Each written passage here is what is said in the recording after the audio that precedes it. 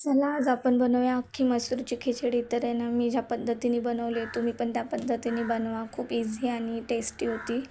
तर मी आहे ना, सर्वात अगोदर आहे ना, तांदूळ घेतले होते धुवून आणि मसूर आहे ना, थोडेसे आहे ना भिजू घालत ठेवले होते.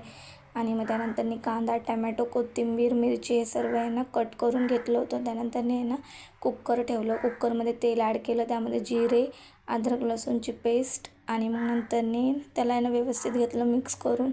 आणि मग कांदा, टमॅटो, मिरची, कढीपत्ता ह्या सगळ्या गोष्टी आहे ना त्या तेलामध्ये घेतल्या ॲड करून. आणि मग ते व्यवस्थित आहे ना त्याला घेतलं फ्राय करून. ते फ्राय करून झाल्याच्या नंतरनी मग आहे ना घेतले आपले मसाले ॲड करून. सर्वात अगोदर गरम मसाला टाकला, धने पावडर, हळद, मीठ आणि घरातली आहे ना जी आमची गावावरून बनवून आणलेली जी चटणी आहे ना ती ॲड केली. त्यानंतर ना त्याला घेतलं व्यवस्थित मिक्स करून झाल्यावर आहे ना जी भिजत घातलेली मसूर होती ना ती आहे ना कुकरमध्ये घेतली व्यवस्थित ॲड करून. आणि तिलाही घेतलं मिक्स करून झाल्यावर मग तांदूळ घेतले कुकरमध्ये ॲड करून, तेही घेतले व्यवस्थित मिक्स करून झाल्यावर आहे ना पाणी त्यात ॲड केलं. आणि मग बारीक कटिंग करून ठेवलेली कोथिंबीर जी होती तीही ॲड केली.